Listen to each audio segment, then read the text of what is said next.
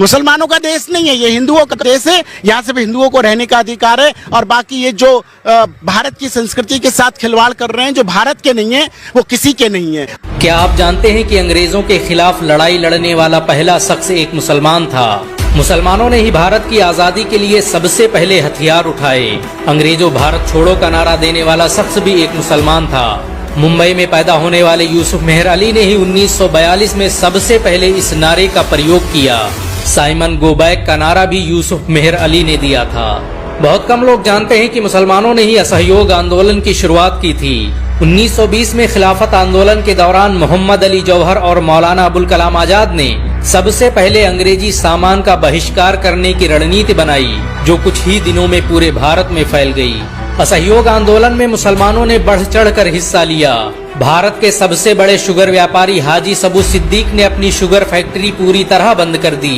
ये फैक्ट्री इतनी बड़ी थी कि इसके द्वारा बनाई गई शुगर पूरे इंग्लैंड में इस्तेमाल की जाती थी। बहुत कम लोग जानते हैं कि बाटा कंपनी भी मुसलमानों की थी, जिसे असहयोग आंदोलन के दौरान एक अंग्रेज ने खरीद लिया था। मुसलमानों ने इस आंदोलन के समर्थन में अपना सब कुछ कुर्बान कर दिया। आपको ये जानकर शायद हैरानी हो कि भगत सिंह का केस लड़ने वाला शख्स भी एक मुसलमान था। बैरिस्टर आसिफ अली ने भगत सिंह का केस तब लड़ा जब कोई भगत सिंह का साथ देने को तैयार नहीं था। अगर शोभा सिंह ने भगत सिंह के खिलाफ गवाही न दी होती तो भगत सिंह फांसी के फंदे पर चढ़ने से बच जाते। इंकलाब जिंदाबाद का नारा देने वाले हसरत मोहानी भी एक मुसलमान थे। उन्होंने ही भारत की आजादी की रूपरेखा तैयार की थी। इतिहासकारों के मुताबिक 1857 में होने वाले विद्रोह में 50,000 से अधिक उलमाओं को फांसी दी गई और लाखों मुसलमान सरेआम कत्ल कर दिए गए। 1857 में दिल्ली से लेकर कलकत्ता की रोड पर कोई ऐसा पेड़ नहीं था जिस पर मुस्लिम उलमाओं की लाशें न टंगी हों।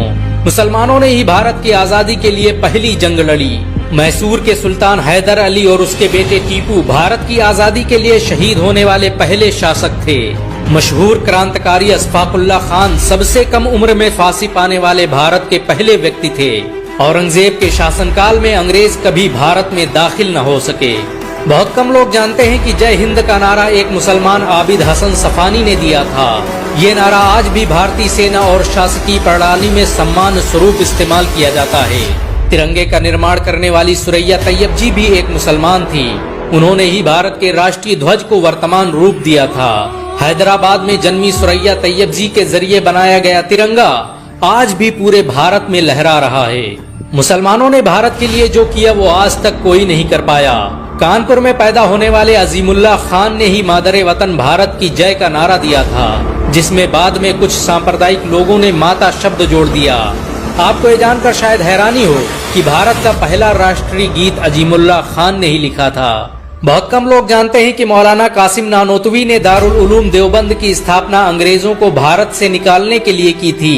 इस मदरसे का मकसद देश में ऐसे नौजवानों को पैदा करना था जो भारत की आजादी में योगदान दे सकें। रेशमी रुमाल आंदोलन की शुरुआत करने वाले मौलाना महमूदुल हसन और मौलाना उबैदुल्ला सिंधी दारुल उलूम देवबंद के ही छात्र थे। मौलाना उबैदुल्ला सिंधी ने सुभाष चंद्र बोस के साथ मिलकर भारत की पहली अस्थायी सरकार की स्थापना की थी और वह भारत के पहले गृह मंत्री भी थे। आपको ये जानकर शायद हैरानी हो कि मौलाना महमूदुल हसन ने ही 1920 में गांधी को महात्मा का लक़ब दिया। उनका ये नाम इतना मशहूर हुआ कि गांधी पूरी दुनिया में महात्मा गांधी के नाम से पुकारे जाने लगे।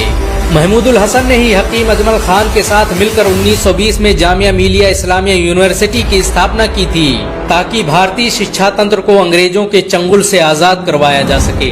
आपको ये जानकर शायद हैरानी हो कि काला पानी जैसी दर्दनाक सजाओं को पाने वाले 90% से अधिक लोग मुसलमान थे। अंडमान निकोबार में आज भी सबसे ज्यादा कब्रें मुसलमानों की हैं। मुसलमानों के अलावा दूसरे लोगों ने काला पानी से बचने के लिए न सिर्फ माफीनामे लिखे बल्कि अंग्रेजों की मुखबरी भी की। मुसलमानों ने ही अंग्रेजों के खिलाफ सबसे पहले हथियार उठाए। 1772 में शाह अब्दुल अजीज ने अंग्रेजों के खिलाफ फतवा देते हुए ऐलान किया कि अंग्रेजों की गुलामी हराम है और हर मुसलमान पर फर्ज है कि वो अपने मुल्क और देश की आजादी के लिए खुद को कुर्बान कर दे। 1857 में होने वाले विद्रोह की प्लानिंग एक मुसलमान मौलवी अहमदुल्लाह शाह ने की थी। वो भारत के अकेले इंसान थे जिन पर अंग्रेजों ने 50,000 रुपये का इनाम रखा था। ये रकम इतनी बड़ी थी कि राजा जगन्नाथ ने पैसों की लालच में आकर अहमदुल्लाह शाह अब्दाली की मुखबरी कर दी और अंग्रेजों ने उन्हें शहीद कर दिया। बहुत कम लोग जानते हैं कि 1857 में शहीद होने वाले 90% लोग मुसलमान थे। जालियांवाला बाग में जनरल डायर की गोलियों का निशाना बनने वाले अधिकतर लोग मुसलमान थे।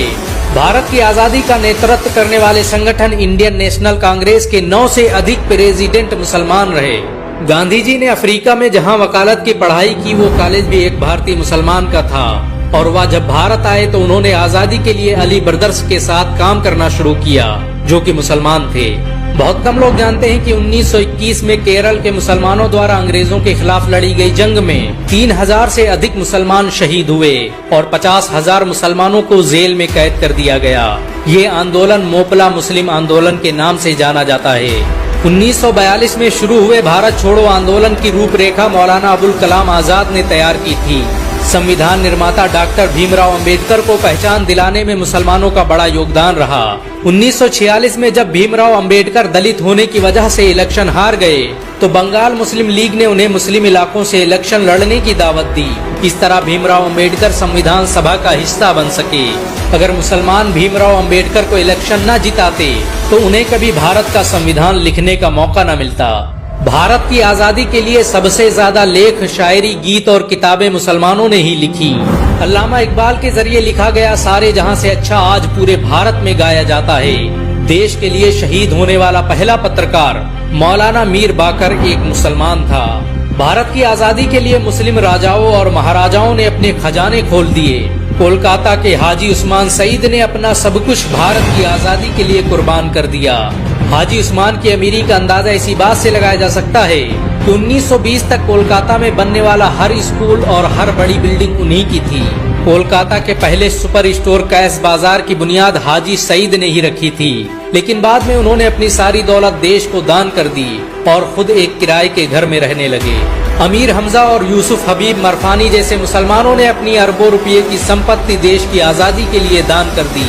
सुभाष चंद्र बोस द्वारा अफगानिस्तान में स्थापित की गई सरकार में 9 में से 5 मंत्री मुसलमान थे। भारत की आजादी के लिए देश भर में मौजूद मस्जिदों को किले की तरह इस्तेमाल किया गया। इन मस्जिदों में सुबह शाम हर वक्त भारत की आजादी के लिए ऐलान हुआ करते थे। आजादी के वक्त कोई मस्जिद ऐसी नहीं थी जिसकी दीवारों पर मुसलमानों का खून न लगा हो। इन सब के अलावा करोड़ों ऐसे मुसलमान हैं जिन्होंने भारत की आजादी और उसकी अस्मिता के लिए अपना सब कुछ कुर्बान कर दिया। सच तो ये है कि भारत की आजादी मुसलमानों के बगैर मुमकिन न थी। अंग्रेज कहा करते थे कि अगर मुसलमान न होते तो हम आज भी भारत पर राज कर रहे होते। अगर एक भारतीय मुसलमान होने के नाते आपको गर्व महसूस हुआ हो तो इस वीडियो को लाइक और शेयर जरूर करें। এই ভিডিওটা বেশি বেশি করে শেয়ার করো যাতে সবাই দেখার সুযোগ পায়।